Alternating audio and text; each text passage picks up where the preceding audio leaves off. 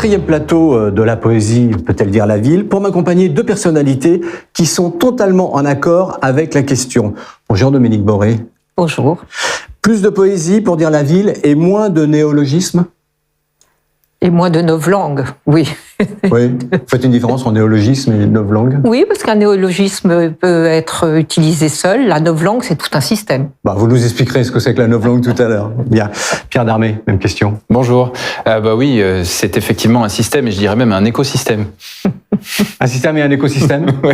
Au profit d'eux? C'est une boutade. Au profit de qui? Au profit probablement de l'invention de nouvelles choses, mais souvent d'une certaine forme de vacuité intellectuelle. Non, ça commence bien, hein, super. Je vais vous lire un extrait d'un poème qui s'appelle Torpeur verbale, extrait d'une poésie de Pierre Darmé, l'auteur. C'est un coin de verdure sur le béton d'hier, volubile, disruptant, forêt d'innovation, d'argent, où le verbiage sur les réseaux fiers, bruit, c'est une soupe qui mousse, des mots que nous mixons. Pierre Darmé, cette soupe qui mousse, des mots que nous mixons. Il y a une explication de texte quand même. Oui, c'est un petit clin d'œil.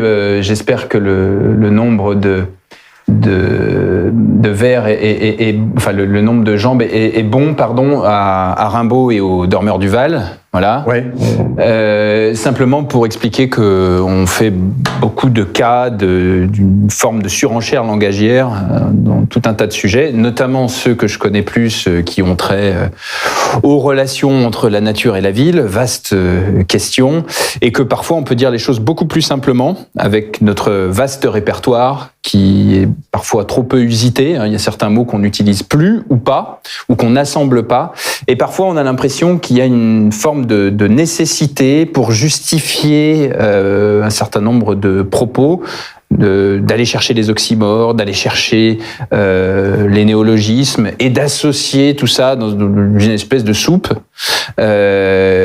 qui, au fond, peut présenter de nouvelles choses, mais aussi cacher le néant. Alors, cette soupe, de nouveaux atouts. Cette soupe, ce verbiage, ces néologismes, est-ce le moyen de maquiller quelque chose, comme par exemple la capacité à justifier ce que l'on annonce, que ce soit du domaine du possible ou de l'impossible? Alors, c'est vrai que... Est-ce que c'est un maquillage? Alors, je ne sais pas si c'est fait à dessein, parfois, probablement. Je pense que ça devient inconscient et on en est tous acteurs. Il y a des termes qui, parce qu'ils sont inédits ou parce qu'ils réunissent deux notions qui s'opposent, vont être séduisants. Et donc, par ce fait-là, vont jouer un rôle important d'interpellation, voire de conviction. Donc, en ce sens, utiliser de nouveaux mots ou de nouveaux assemblages est intéressant. Simplement, ce qui est à éviter, de mon point de vue, c'est de laisser entendre qu'on va transformer, transfigurer complètement un certain nombre de sujets ou d'espaces urbains en particulier, alors qu'on désigne quelque chose de tout à fait commun. Ça, c'est tromper sur la marchandise, entre guillemets, et ça peut être vecteur d'une très grande déception qui va produire tout l'effet inverse. Parfois, on nous dit, je vais donner un exemple, on veut faire une forêt urbaine, finalement, c'est un bosquet. Si on donne dans l'imaginaire celui de la forêt pour convaincre, mais que par l'explication de texte qui suit, on explique précisément que ça se rapporte à quelque chose près, à un bosquet, tel qu'on l'appelait auparavant, on n'est pas dans la tromperie. Si en revanche on nourrit en permanence l'imaginaire et qu'on a une réalisation au bout du bout qui est en décalage avec ce qu'on a promis, alors là c'est très décevant. Et pour engager les citoyens dans la transition écologique notamment, je trouve que l'effet est complètement contre-productif.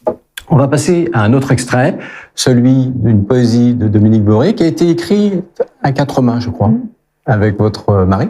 Oui, parce que c'est mon mari qui rime. Ah, c'est votre mari qui rime. Allez, deuxième extrait. Dans le cadre Ville Désir, Ville d'Épis. Paris, Rouen, Marseille, Montpellier et Nancy. Dire la ville, la penser et même l'imaginer. Le thème est simple et vaste. Ville Désir, Ville d'Épis.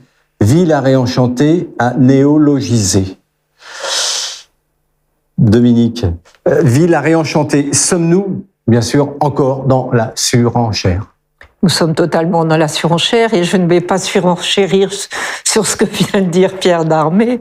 C'est exactement ça. C'est effectivement employer, employer une novlangue, qui est effectivement un système aujourd'hui langagier, pour masquer des carences Oui, mais alors urbaines. À qui profite? Eh bien, justement, cette surenchère? Non, mais c'est ça le problème, c'est que ça ne profite pas à nos édiles, ça ne profite pas aux citoyens. Donc, le problème, c'est que ça ne profite pas. Et que cette surenchère langagière ne génère que des mécontentements, que des conflits d'usage. Quand on vous parle de lieux apaisés, d'espaces publics apaisés et résilients, à la sortie, tout le monde se dispute. C'est-à-dire que le piéton se dispute avec le cycliste, qui lui-même se dispute avec comment appelle-t-on celui le trottinetteur, voilà, ça n'existe pas, qui lui-même se dispute avec l'automobiliste, et tout le monde se dispute. Alors que l'on expliquerait à tout le monde qu'effectivement, nous allons supprimer des voies de bus, mais disons-le, pour pouvoir faire des pistes cyclables. Et tout le monde est d'accord. Mais disons les choses. Disons qu'effectivement, on ne va pas faire des forêts urbaines sur le parvis d'hôtel de ville. Il y a 15 niveaux de parking en dessous, plus le RERA, plus le métro. Donc disons les choses. Et pour masquer ce fait du non-dit, on le masque effectivement par une novlangue urbaine, ce que j'appelle moi la novlangue urbaine.